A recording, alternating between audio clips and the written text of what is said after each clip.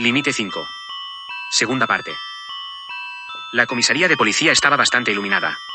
Era un gran edificio de 5 plantas y ocupaba toda la manzana. Entraron al mismo y pusieron rumbo a la segunda planta. Allí se encontraban las salas de interrogatorios.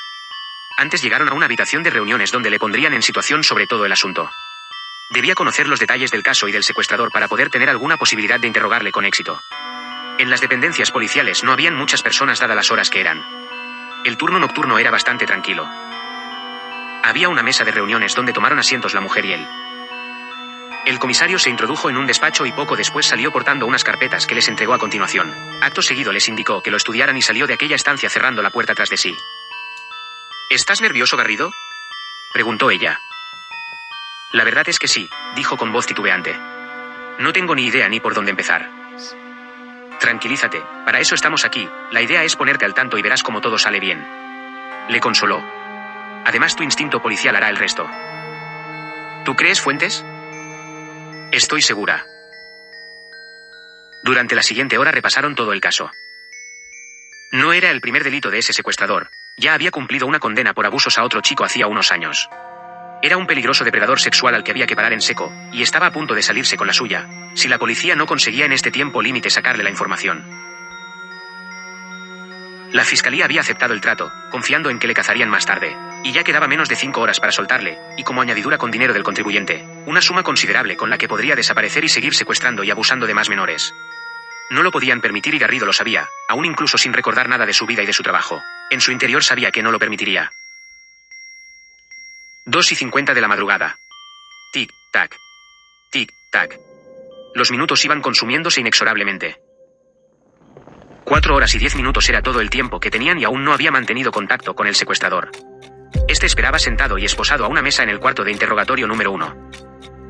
Era una sala con paredes pintadas de color gris oscuro y de unos 15 metros cuadrados. Tenía una mesa y 2 sillas, una a cada lado, ubicadas en el centro del cuarto, y en un lado de la pared había un espejo de unas dimensiones considerables, por donde hacían el seguimiento desde el otro lado a los sospechosos allí interrogados.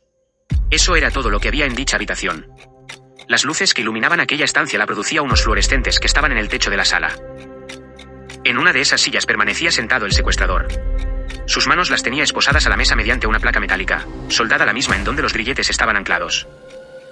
Era un individuo de unos 30 años de edad. Llevaba una barba corta y en su nariz tenía una especie de vendaje que le cubría la misma. A la altura de la ceja llevaba una gasa y en ella se podía ver una pequeña mancha de sangre.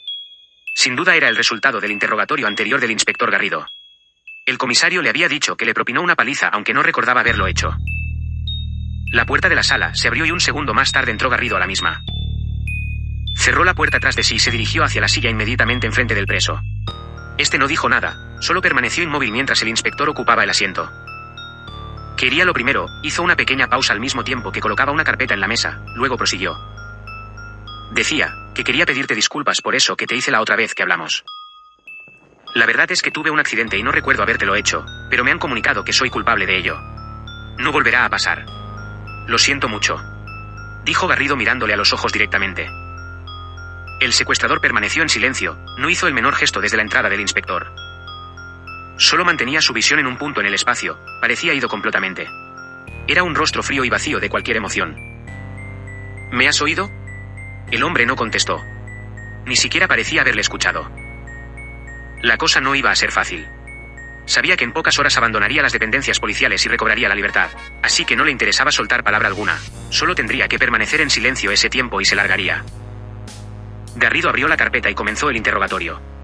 Estaba algo nervioso aunque intentaba disimularlo. Se limitaría a preguntar, a la espera de que se manifestara el don del que le habían hablado, pero no tenía ni idea de cómo lo haría, ni de cómo sería. Para él, todo era nuevo, como si lo hiciera por primera vez.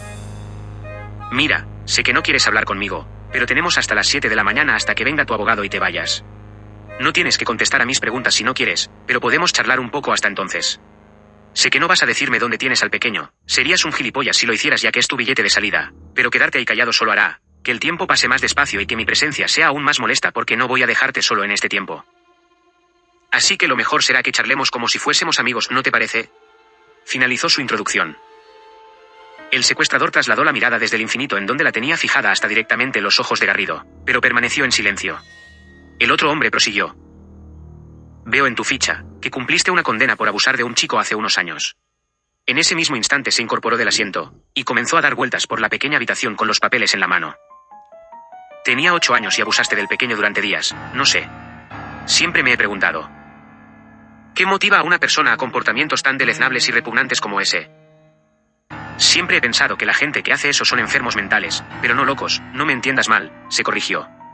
Sino gentes con una incapacidad para relacionarse con otras personas de su misma edad, sobre todo por cobardía, ya sea por complejos de inferioridad o físicos, y no les queda más remedio que relacionarse con los más débiles, con niños que no pueden defenderse, y así imponer su mando y su control. Yo creo que estas personas son el cáncer más grande de la humanidad, mucho más que terroristas y asesinos. La gente como tú me da asco, mucho asco. El otro hombre le escuchaba y una pequeña reacción se hizo notar en su rostro. Si la estrategia de Garrido era provocarle, lo estaba consiguiendo. Aún así, el secuestrador siguió sin decir nada y permaneció inmóvil.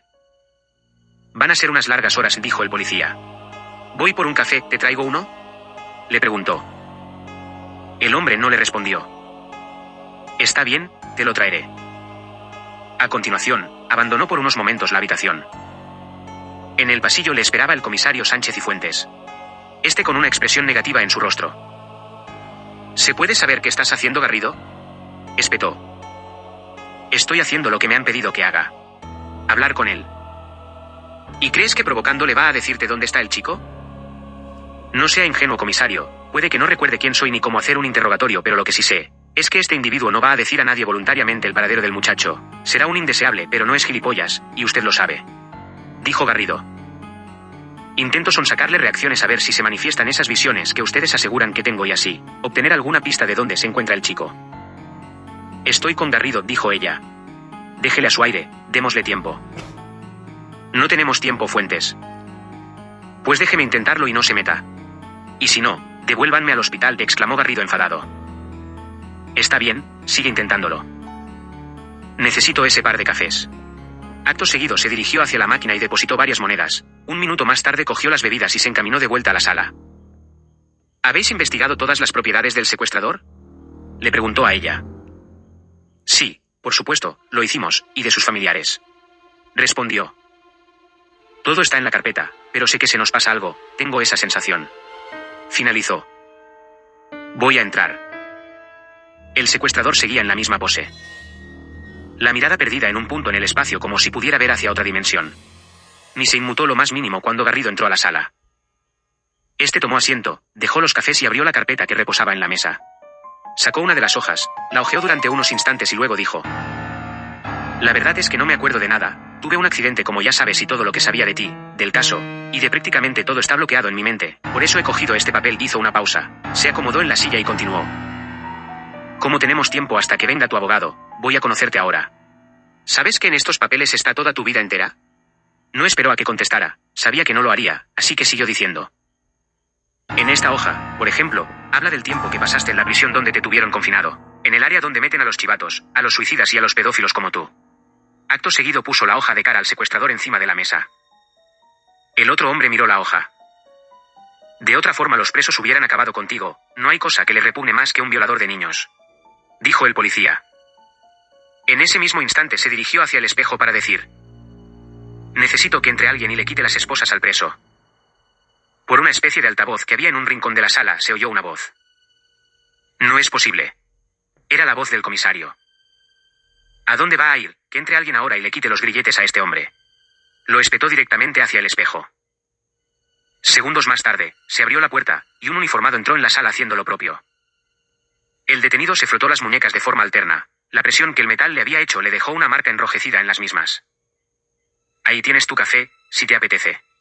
Pero el hombre no lo cogió, bajó los brazos hasta ahora en la mesa para dejarlos descansar debajo de ella.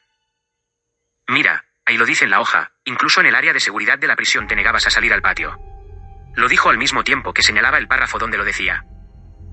Así que, además de violador de niños, eres un miserable cobarde que ni siquiera se atrevía a cruzarse con otra persona. Vete al infierno, polizonte, musitó el detenido. Por primera vez abrió la boca para increparle. Además observo que ni siquiera un familiar fue a visitarte a la prisión, ellos también reniegan de alguien como tú. En el parte de las visitas solo figura el nombre de un tal Tony Gómez. ¿Quién es este sujeto? Me suena su nombre. Lo dijo al mismo tiempo que sus ojos se dirigieron hacia el techo un instante, luego volvió a mirar el documento. Solo una maldita persona fue capaz de visitar a un rastrero como tú. ¿Qué sabrá usted de mi vida? Solo son impresiones de funcionarios, de doctores, de gente que creen conocerte pero no tienen ni puta idea de nada de lo que hablan. Enchufados, tocapelotas e inútiles puestos a dedo en su mayoría, y que intentan justificar con palabrería lo que ellos entienden como el bien o el mal, la valentía de la cobardía, una mente enferma con una mente abierta. En ese mismo instante Garrido lo interrumpió. ¿Una mente abierta dices? Puto retrasado. ¿A secuestrar niños y abusar de ellos le llamas tener una mente abierta? Esas palabras le indignaron profundamente. Le hizo levantarse de la silla bruscamente. El detenido reculó hacia atrás en el momento que Garrido se incorporó del asiento. En el altavoz se escuchó al comisario calmando a Garrido. El precedente lo hacía necesario. No podían permitirse otra querella contra la policía por agresión. El fuerte temperamento del inspector salía a relucir incluso con su memoria hecha añicos, como si estuviera en piloto automático. Este volvió a la calma y tomó asiento de nuevo. Acto seguido bebió un sorbo del café y cogió una de las fotos del pequeño arrojándosela a continuación. El secuestrador la cogió antes de que cayera al suelo, la observó un segundo y se la devolvió de la misma manera, lo hizo con desprecio. Una imagen fugaz del pequeño gritando le vino a la mente en ese preciso momento. Esto provocó en Garrido una reacción desconcertante. Tanto que se quedó desorientado durante esos breves instantes por la visión que acababa de experimentar. Sin decir nada salió de la sala de interrogatorios casi tambaleándose. En el pasillo estaba la inspectora Fuentes esperándole. ¿Has visto algo, verdad?, exclamó ella excitada.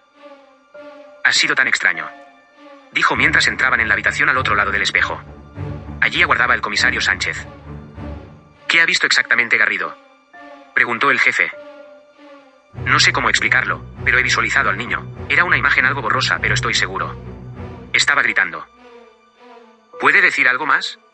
¿Dónde estaba? ¿Vio algún lugar reconocible que nos pueda indicar su localización? Lo preguntó todo sin dejar pausa alguna entre ellas. Fue un instante solo, comisario, no sabría decirle. Contestó con signos de desorientación aún visibles en su rostro. No podía creer que fuera verdad eso de las visiones, pero acababa de ocurrir. Le había visto, aunque algo borrosa, en su mente. Una sensación de temor le recorrió el cuerpo. En el estado que se encontraba debido al golpe era nuevo, era desconcertante, pero a la misma vez le embargaba una sensación de euforia y satisfacción al ver que podría hacer algo por el chico. Debo volver, dijo. Tranquilo, Garrido, sigue hablando con él, estoy segura que funcionará.